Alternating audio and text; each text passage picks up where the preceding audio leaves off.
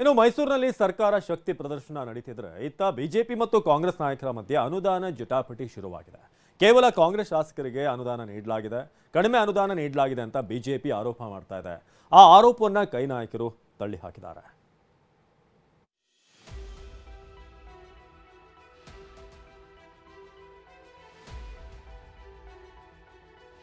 ವಿರೋಧ ಪಕ್ಷದ ಶಾಸಕರು ಕರ್ನಾಟಕದವರಲ್ವಾ? ಖಜಾನೆಯಲ್ಲಿ ಖಾಲಿ ಇದ್ರು ಕೂಡ ಅವರ ಮೂಗಿಗೆ ತುಪ್ಪವನ್ನು ಸುರಿಸ್ತಕ್ಕಂಥ ಕೆಲಸವನ್ನ 5-2.5 ಕೋಟಿ ಮುಂಚೆ ಬ್ರಹ್ಮ ಬಂದ್ರು ಇವರು 50 ಕೋಟಿ ಕೊಡಲ್ಲ ಈ ಸರ್ಕಾರದಲ್ಲಿ. ಸರ್ಕಾರ ದಿವಾಳಿ ಎದ್ದಿಲ್ಲ, 50 ಕೋಟಿ ರೂಪಾಯಿ ಕೊಡ್ತಿದ್ರ.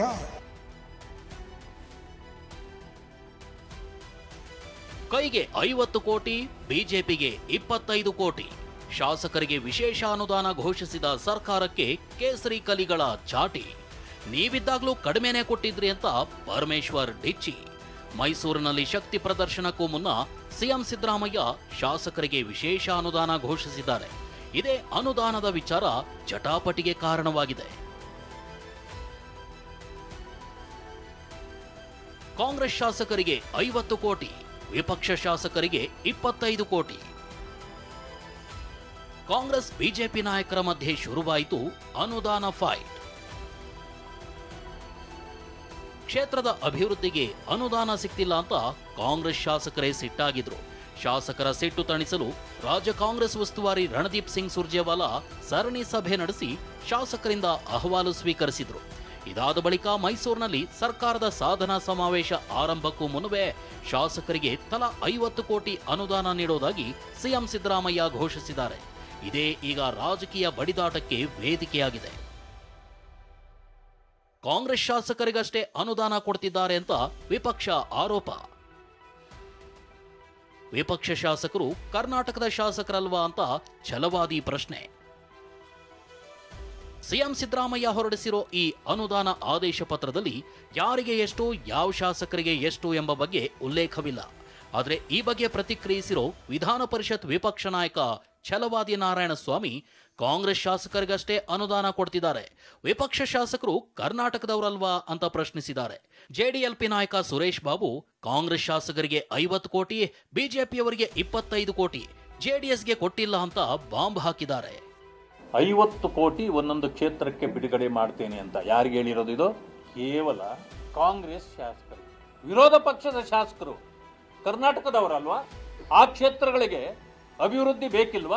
ಇವರು 50 ಕೋಟಿ ರೂಪಾಯಿಗಳನ್ನ ಆಡಳಿತ ಪಕ್ಷದ ಶಾಸಕರಿರೋ ಕಡೆ ಕೊಡೋದು, 25 ಕೋಟಿಗಳನ್ನ ಬಿಜೆಪಿ ಶಾಸಕರು ಇರ್ತಕ್ಕಂಥದ್ದಕ್ಕೆ ಕೊಡೋದು, ಇನ್ನು JDSನವ್ರಿಗೆ ಈಗಲೇ ಏನು ಹೇಳ್ಬೇಡಿ ನೋಡೋಣ ಅಂತಕ್ಕಂಥ ರೀತಿಯಲ್ಲಿ ನಮಗೆ ಅನುದಾನ ಕೊಡದೇ ಇರೋ ರೀತಿಯಲ್ಲಿ ಇಡೋದಕ್ಕೆ ಇವರು ಖಜಾನೆಯಲ್ಲಿ ಖಾಲಿ ಇದ್ರು ಕೂಡ ಅವರ ಮೂಗಿಗೆ ತುಪ್ಪವನ್ನು ಸುರಿಸ್ತಕ್ಕಂಥ ಕೆಲಸವನ್ನ ಸಿದ್ದರಾಮಯ್ಯನವರಂತವ್ರು ಮಾಡೋದು ನನ್ನಂಥವ್ರಿಗಂತೂ ಭಾರಿ ನೋವಾಯ್ತದೆ. ನಾನು ನಿಮ್ಮನ್ನ ಹತ್ತಿರದಲ್ಲಿ ನೋಡಿದ್ದೀನಿ. ಈ ಥರದ್ದು ಏನಾದ್ರು ನೀವು ಮಾಡಿದ್ರೆ ನೀವು ಕೂಡ ರಾಜ್ಯದಲ್ಲಿ ಒಬ್ಬ ಕಳನಾಯಕರು ಅನ್ನೋದಕ್ಕೆ ಪಟ್ಟಿಯನ್ನು ಕಟ್ಕೊಳ್ಳೋದಕ್ಕೆ ನೀವೇ ತಯಾರಾಗಿದ್ದೀರಿ. ಅಪ್ಪ 50, 25 ಅಂತ ಅಂತೀರಲ್ಲ, 5-2.5 ಕೋಟಿ ಮುಂಚೆ 50 ಕೋಟಿ ಮುಗಿ ತುಪ್ಪ ಹಚ್ಚಿಬಿಟ್ಟಿದಾರಲ್ಲ. ಅವ್ರ ಪಾಪ MLAಗಳಾಗಿ 2 ವರ್ಷ ಕಳೆದ್ರು ಕೂಡ 1 ರೂಪಾಯಿ ಸಿಕ್ಕಿಲ್ಲ. 50 ಕೋಟಿ ಬ್ರಹ್ಮ ಬಂದ್ರು ಇವರು 50 ಕೋಟಿ ಕೊಡಲ್ಲ ಈ ಸರ್ಕಾರದಲ್ಲಿ. ಬಿಜೆಪಿಯವರು ಅಧಿಕಾರದಲ್ಲಿದ್ದಾಗ 25 ಕೋಟಿ ಕೊಟ್ಟಿದ್ರು. ನಾವು ಬಿಜೆಪಿಯವ್ರ ರೀತಿ ಮಾಡಲ್ಲ, ಕೊಡ್ತೀವಿ ಎಂದ ಕೈಪಡೆ. ನಾವು ಅವ್ರ ಥರ ಮಾಡಲ್ಲ, ನಾವು ಎಲ್ಲರ ಕಡೆ ಕೊಡ್ತಾ ಇದ್ದೀವಿ. ನಾವು KKRDBಯಲ್ಲಿ 100% ಯಾರು CDI ಇಂಡೆಕ್ಸ್ ಪ್ರಕಾರ ಕೊಡ್ತಾ ಇದ್ದೀವಿ. ಹಿಂದೆ BJP ಸರ್ಕಾರ ಇದ್ದಾಗ ನಮ್ಮೆಲ್ಲ ಕಾನ್ಸ್ಟಿಟ್ಯೂನ್ಸಿಗೆ ಸ್ಟಾರ್ ಮಾಡಿದ್ದಾರೆ. ಅವ್ರು ಸಿಕ್ಕಾಪಟ್ಟಿ ಎಲ್ಲ ಡೆವಲಪ್ಮೆಂಟ್ ಮಾಡ್ಕೊಂಡು ನಮ್ಮ ಏರಿಯಾದಲ್ಲಿ ದುಡ್ಡೇ ಕೊಟ್ಟಿಲ್ಲ. ಹಿಂದಿನ ಸರ್ಕಾರದಲ್ಲಿ ಶಾಸಕರು ಆಡಳಿತ ಪಕ್ಷದ ಶಾಸಕರಿಗೆ ಒಂದು ಮತ್ತು ವಿರೋಧ ಪಕ್ಷದ ಶಾಸಕರಿಗೆ ಒಂದು ಮಾಡಿದ್ರು ಅವರು.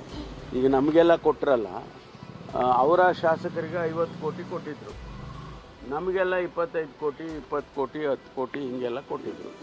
ಅದನ್ನೇ ನಾವು ಫಾಲೋ ಮಾಡ್ತಾ ಇದ್ದೀವಿ. ಇನ್ನು ಶಾಸಕರಿಗೆ 50 ಕೋಟಿ ಅನುದಾನ ವಿಚಾರವನ್ನ ಮೈಸೂರಿನ ಸಾಧನಾ ಸಮಾವೇಶದಲ್ಲಿ ಖರ್ಗೆ ಪ್ರಸ್ತಾಪಿಸಿದ್ದಾರೆ. ರಾಜ್ಯ ಸರ್ಕಾರ ದಿವಾಳಿಯಾಗಿದ್ರೆ 50 ಕೋಟಿ ಅನುದಾನ ಕೊಡಲಾಗ್ತಿತ್ತ?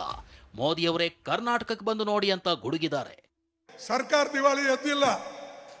ಸರ್ಕಾರ ದಿವಾಳಿ ಹೇಳ್ಬೇಕಾದ್ರೆ ಒಂದೊಂದು MLAಗೆ ಅಭಿವೃದ್ಧಿ ಕೆಲಸಕ್ಕಾಗಿ 50 ಕೋಟಿ ರೂಪಾಯಿ ಕೊಡ್ತಿದ್ರಾ? ಶಾಸಕರಿಗೆ ಅನುದಾನ ಕೊಟ್ಟಿದ್ದೀವಿ ಅಂತ ಬೆನ್ನು ತಟ್ಕೊಳ್ತಿದ್ದಾರೆ. ಆದ್ರೆ ಅನುದಾನ ಸಿಕ್ತಿಲ್ಲ ಅಂತ ಸಿಟ್ಟು ಹೊರಹಾಕಿದ್ದ ಕಾಗವಾಡ ಕ್ಷೇತ್ರದ ರಾಜು ಕಾಗೆ ಸಿಟ್ಟು ತಣ್ಣಗಾಗಿಲ್ವಾ ಅನ್ನೋ ಅನುಮಾನ ಮೂಡಿದೆ. ನಿನ್ನೆ ಹುಬ್ಬಳ್ಳಿಯಲ್ಲಿ ನಡೆದ NWKRTC ಪ್ರಗತಿ ಪರಿಶೀಲನಾ ಸಭೆಯಿಂದ ರಾಜು ಕಾಗೆ ದೂರ ಉಳಿದಿರೋದು ಚರ್ಚೆಗೆ ಗ್ರಾಸವಾಗಿದೆ. Bureau report, TV9.